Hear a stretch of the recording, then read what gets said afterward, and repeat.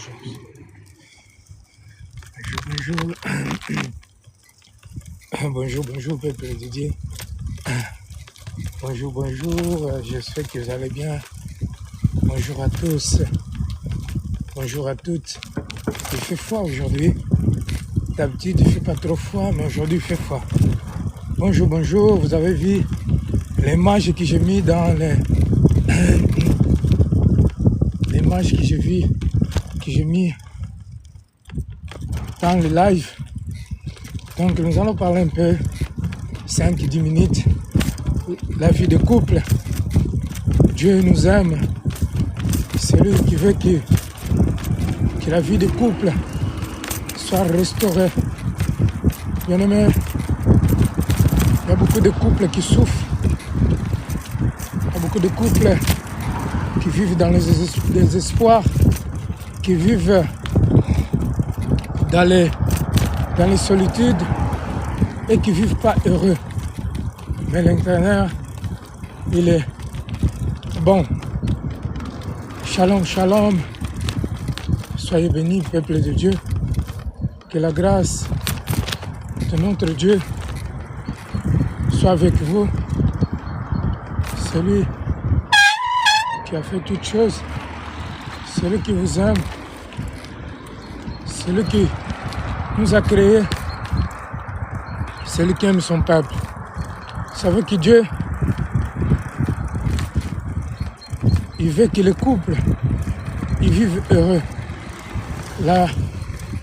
L'exemple de vie de couple, c'est le même exemple d'église avec Christ. Dieu, il veut que l'église puisse vivre heureux, puisse vaincre. Et Christ veut aussi que les couples ils puissent vaincre, bien aimés.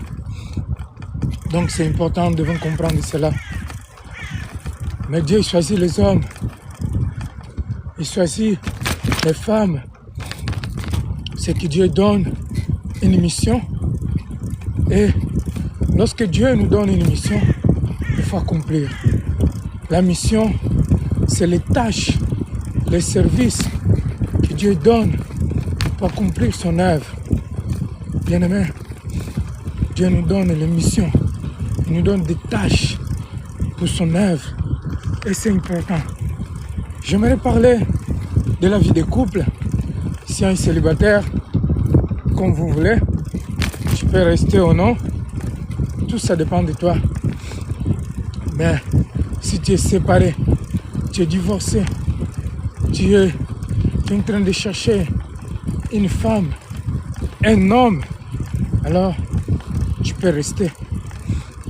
Je vais voir si le Seigneur, comme je dis, c'est le Seigneur qui nous conduit. Ce soir, je vais parler un peu plus de vie de couple, bien-aimés. Les couples qui souffrent, les couples qui sont des difficultés, quel que soit couple pastoral, quel que soit couple, quel que soit le couple dans le monde. Donc, c'est pour vous dire, bien-aimés, que Dieu, il a un plan pour son peuple. Les plans de Dieu, comme tu sais, que Dieu n'a pas de plan du malheur. Il n'a jamais les plans de souffrance pour son peuple. Dieu a toujours un plan merveilleux pour son peuple, bien-aimé. J'ai bien dit que Dieu a toujours un plan, un bon plan pour son peuple. Ici, il fait froid, il y a la pluie qui va tomber, mais on va rester en live. Soyez bénis. Donc, le diable, il détruit le couple, soit il entre la femme, puisque la femme, c'est le vase plus faible. Mais aussi, parce qu'il y a des femmes qui n'ont pas de vie de prière. Parce qu'il y a des femmes qui parfois, ils se laisse envahir. Parce que nous parlons toujours, nous accusons toujours Satan. Satan, c'est l'auteur du mal, du péché. Mais il y a des choses qui se passent dans le foyer. Parfois, c'est à cause des manques de prières de couple ou à cause du manque d'incompréhension de petites choses. Parce que le diable, il entre dans un endroit où la porte est ouverte. Si nous n'ouvrons pas la porte au ennemi, l'ennemi ne peut pas entrer, bien aimé. Il y a des couples qui vivent dans les conflits parce qu'ils n'ont pas des enfants. Au lieu de persévérer dans la prière et demander à Dieu pourquoi, Seigneur, on ne se marie pas. Pourquoi, Seigneur, nous vivons sans avoir des enfants. Pourtant, les enfants, c'est une bénédiction qui vient de toi. Pourtant, les enfants, c'est un héritage qui vient de toi. Et ils vivent dans les disputes. Et lorsqu'ils commencent à discuter, ils vivent dans les disputes. Et là, l'ennemi y entre. Il y a des femmes qui parfois, le mari est au chômage. Je parle en général. Mais la femme, elle va insulter le mari, va continuer à insulter. Et là, le diable va entrer. Il y a des maris aussi qui se mettent, parfois, il a sa femme, mais il commence à aimer aussi des autres femmes derrière. Il commence à avoir des copines, des copinages. C'est là où le diable aussi entre. Bien aimé, j'aimerais dire à quelqu'un qui, en réalité, est qui la vie de couple, ce n'est pas facile. Parce que, j'ai déjà dit autrefois, que lorsque vous voulez se marier, l'homme il va faire la fiançailles avec une sœur. La sœur, il ne connaît pas l'homme qui va venir lui fiancer. L'homme, il ne connaît pas la sœur. Parfois, par la première fois que vous avez se rencontré, 6 mois, 1 an après, vous allez vouloir vivre ensemble. Mais vous n'avez pas beaucoup se connu uns aux autres. Et quand vous allez marier, même au début, si vous dites non, je t'aime, nous allons vivre ensemble, nous allons vivre jusqu'à la mort, que la mort nous sépare. Au contraire, vous ne savez pas ce qui vous attend. Et après le mariage, il y a des mariages même qui se marient une semaine, même le même jour, ils sont se marier, ils vont se séparer. Il y a des couples même, un mois, 1 semaine, il y a des couples même avant le mariage, ils commencent les disputes et le mariage est annulé. Bien aimé, parce que le diable, il déteste les mariages. Parce que le diable, c'est l'ennemi des mariages, des couples.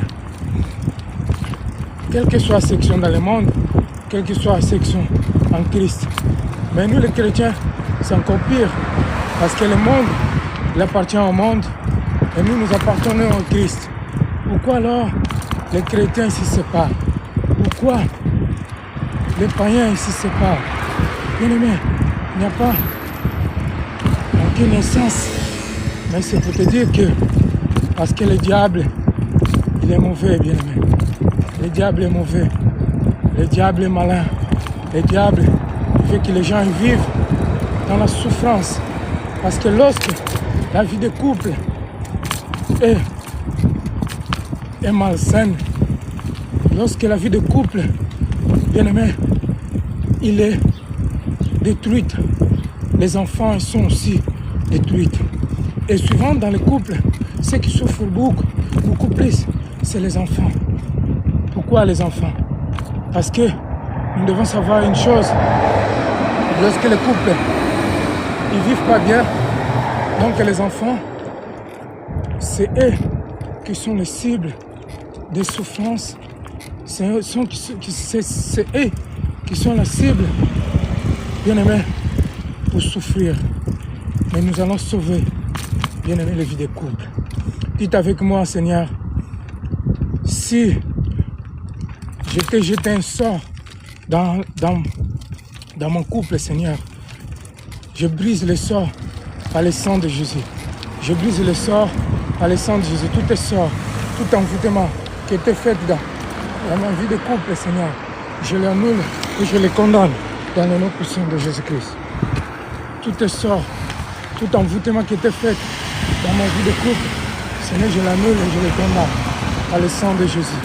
J'annule et je restaure ma vie de couple. Je restaure qu'il soit restauré. La vie de couple soit restaurée au nom puissant de Jésus-Christ. Bien-aimés, nous devons sauver les couples. C'est important de faire cela parce que vous savez que